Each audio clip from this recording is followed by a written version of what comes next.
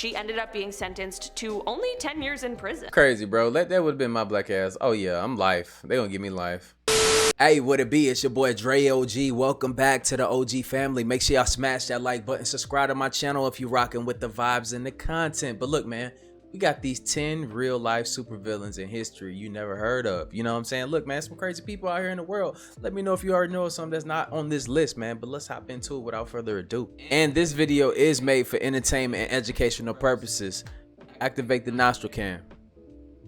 Head in the box. Go. There's no sharks with frickin' laser beams attached to their frickin' heads, but this list of the top 10 real-life supervillains in history you've never heard of might give even Dr. Evil a run for his money. Starting off this list in our number 10 spot, we have SHOKO ASAHARA. If you're looking for a villain in real life, a good place to start is usually the leader of a cult. That is not to say that all cult leaders are evil. I'm sure that's not true. I haven't met a lot myself, but I'm sure there's a standout few out there. But those ones are for sure struggling under the weight of some of the most horrific people who have ever lived, i.e. Marshall Applewhite and Bonnie Nettles, Keith Rainier, Charles Manson, you get the point. They suck. Anyway, unfortunately, SHOKO ASAHARA is a name we can add to this list, and he was the leader of Aum Shinrikyo cult, and he claimed to be the reincarnation of the Hindu god Shiva. Spoiler alert, he wasn't. He said he was destined to lead his followers to salvation. I ain't gonna lie to you, bro. If the God was coming back, right? God is like, alright, I'm gonna come back, right? I'm a God, bro. I'm not gonna come back looking like that, though. You feel me? I would have picked a way different body than that shit, bro. If you're a God, you'll probably be able to pick your body. You feel me? Like, you wouldn't have picked that shit. Let me know in the comments down below if you would pick that avatar right there. Hell no. Hell no. It's a hell no. Absolutely not. Let's say it again. Absolutely not. Once the apocalypse came, but then once he lured in followers, he claimed he could also teach them to levitate and develop telepathic abilities. Seems legit. Apparently those who were the most skeptical, he allowed them to drink his bath water. I have no idea why or what this was supposed to be for, and I wish I could unlearn it, to be honest, but now we'll have to suffer with that information together. He's waiting in line? The cult continued to grow and drew in influential and wealthy people, and what did ASAHARA do? Well, he made a science division of his cult. It was where they studied the microorganisms living in his bathwater. I'm kidding, it was actually really messed up. This group went on to attack Tokyo in 1994, which took the lives of 7 people. Then in 1995, they released gas into the Tokyo Underground, which led to 12 deaths, 50 injured people, and more than 5,000 people with temporary vision problems. In the end, ASAHARA and 11 of his disciples ended up being arrested and charged, and they were all sentenced to death in 2004. In our number 9 spot today, we have the Iceman. While this name makes me think of someone whose superpower is shooting ice out of their fingertips, Richard Kuklinski got his nickname in the most gruesome way possible. He became one of America's— Look, man, that's weird, bro. I can't get past that. They some sweat drinking weird motherfuckers. That's crazy, bro. It's only right, bro. If you drink somebody's sweat, you deserve to inherit their face. I bet you they wouldn't have did that shit if that was the consequences for them drinking that damn sweat. His most prolific killers after being hired by the famous 5 families in New York City. He had around a 30-year career as a contract killer, and while he only ended up being charged and convicted for 4 killings, he had claimed that the number was actually closer to 250. He killed his victims in a multitude of ways, and he was known for being especially cruel. His methods included feeding them to rats, sprinkling cyanide on their food, injecting them with cyanide, covering them with cyanide. Basically, if cyanide was involved, he was there. He was dubbed the Iceman due to the fact that he froze all of the bodies to ensure that the coroners would be unable to determine their true time of death, which is both clever and especially evil. In our number 8 spot today, we have VELVALEE Dickinson. VELVALEE is a name I've never heard before, and I thought it sounded kind of cool and nice until I heard about the person it belonged to. VELVALEE is one of the reasons why we should never judge a book by its cover. On the outside, she appeared to be like a regular older lady who ran a doll store. Who would think the owner of a doll store would ever be a villain? Okay, probably everyone. Anyway, as far as I know, everything started out more normal, but once her husband passed away from a heart attack, things took a sinister twist as she started to take on some interesting side projects for a little extra cash. In 1942, the FBI was able to intercept a letter that was on its way to Buenos Aires. This letter spoke of a, quote, wonderful doll hospital and, quote, 3 old English dolls, and the FBI was like, hey, that's kind of weird, so their cryptographers went to to work, and it was uncovered that this letter was actually sent in code. As it turns out, these letters were actually sending military secrets to Japan, and some of the information within them would have been extremely valuable if the letter hadn't been intercepted and never delivered. Turns out that VELVALEE had visited the Japanese Institute in New York City, befriended the consul general, and connected with a Japanese naval attaché. The FBI arrested Dickinson, and upon doing so, they found huge amounts of cash along with the instructions for the code she was to use in the letters. She ended up being sentenced to only 10 years in prison. In our number 7 spot today, we have Vladimir Kozak. That's crazy, bro. That would have been my black ass. Oh yeah, I'm life. They gonna give me life. Okay, that's crazy. I cannot make this one up. Vladimir was a man from Moldova who is known for his 2005 crime stint that involved hypnosis. Apparently, he was able to rob banks by waltzing in, putting the staff into some sort of hypnotic state, and then telling them to hand over cash. I don't want to believe it, but what else am I to do? Apparently, this method ended up getting him tens of thousands of dollars from various banks. No. Okay, this story is really unbelievable, and there's nothing that suggests that Vlad has ever been caught, so this story needs a little context to make a little more sense. At the time of these crimes, Moldova was the poorest country in Europe, with residents making an average of $2 a day. Hold on. Fuck that. Did y'all see that horse's face? What in the hell is that? Fuck the story. What's wrong with the horse? Was the poorest country in Europe, with residents making an average of $2 a day. So it is thought that instead of hypnosis, Vlad might have promised the tellers to give them a share of his stealings in exchange for them to go along with this whole hypnosis story. At the end of the day, who knows for sure? I guess only Vlad and those tellers. In our number 6 spot today, we have Joshua Brady. Okay, so part of being a supervillain can often involve having a group of people working under you who you delegate tasks to, but they are the ones who do the dirty work, and that is exactly what Joshua Brady did when he convinced a couple of people that he was an operative working for the CIA.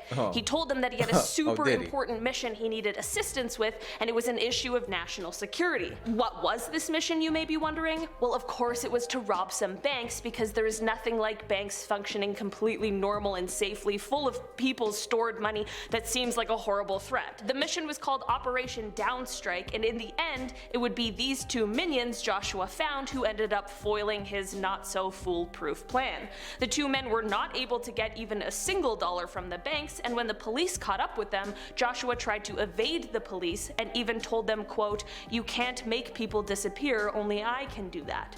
What a super villainy quote for someone who had the worst plan ever. Right. Unsurprisingly, Joshua was captured shortly after, but lucky for him, he received quite a minor sentence of only 3 years of home supervision. But as it turns out, Joshua was really struggling with his mental health, and this sentence allowed him to get the help that he needed. Man, hell no. Absolutely not, man. Look, man. Look. Y'all know what I'm talking about, man. I'm gonna keep going, though. That's crazy. I don't need to keep repeating myself, do I? We have Alexander Solonik. Alexander's villain origin story is one that starts off on the side of justice, as he got a job as a police officer in Moscow, but when it was discovered that he wasn't exactly, well, a good person, he was dismissed from the job. After this, he spent some time as a gravedigger, which is a strange transition, but again, we're talking about his villain origin story, so it doesn't have to make sense to us. He then was caught and sentenced to 8 years in prison for a crime that he had committed, and it was during this time in prison that he started to make some contacts with the Russian mafia, because they were impressed that he was able to take down 12 inmates who had tried to harm him all at the same time.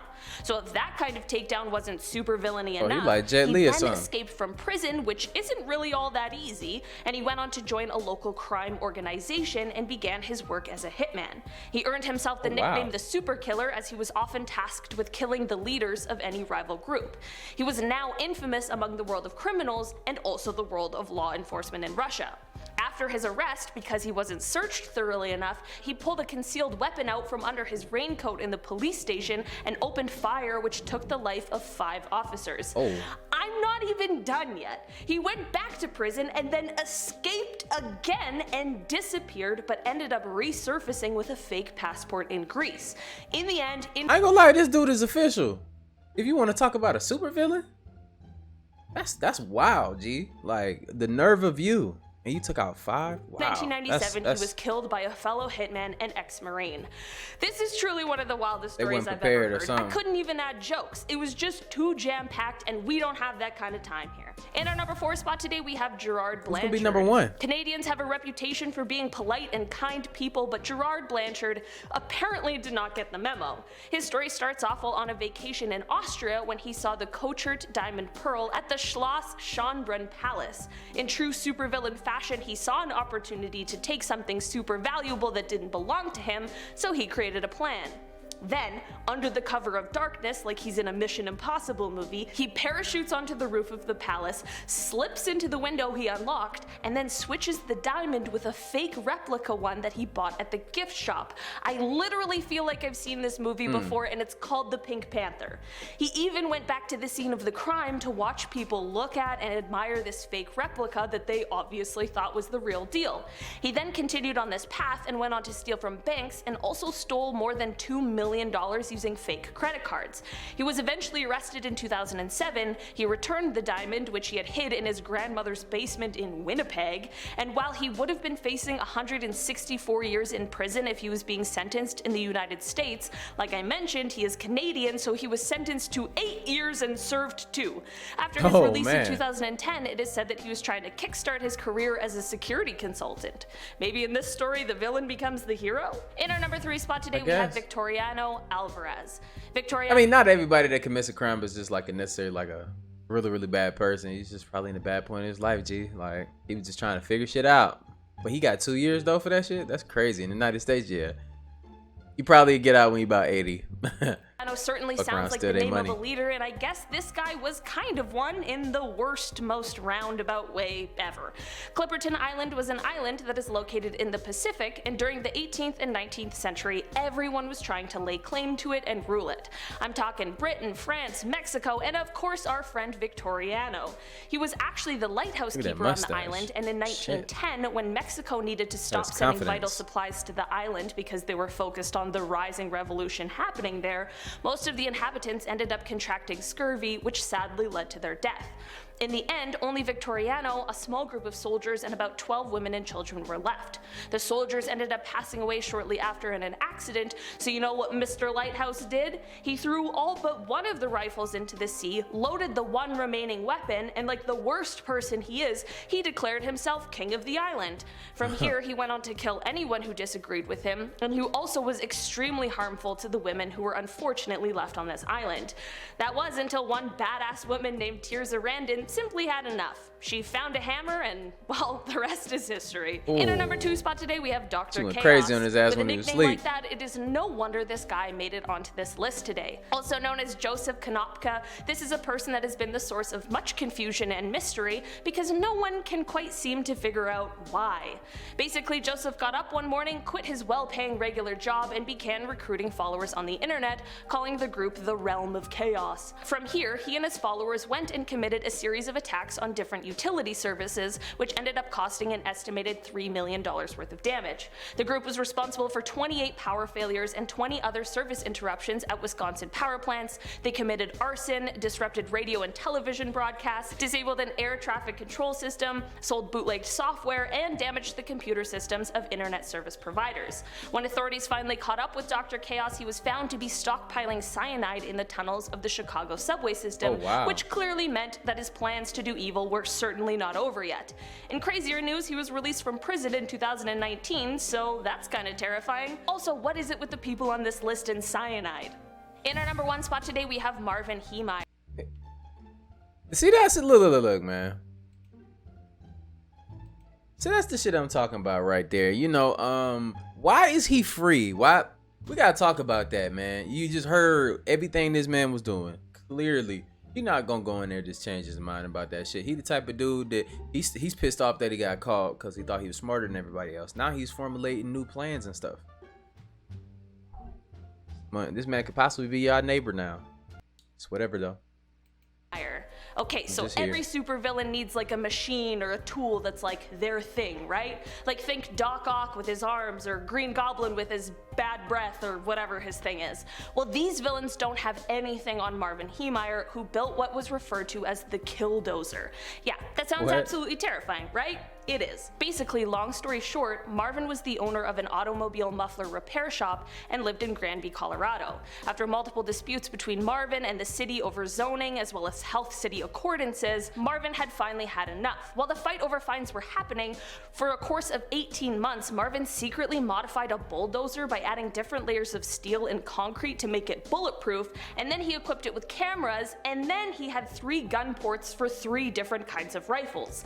In the end, he went on a 2.5-hour rampage in this thing that caused approximately $7 million worth of damage. In the end, no one's life was taken except for Marvin himself, which was unfortunately done at his own hands. This truly is one of the most insane stories I've ever heard, and it has an absolutely tragic ending. I could not believe I have never even I can't believe that's before. real.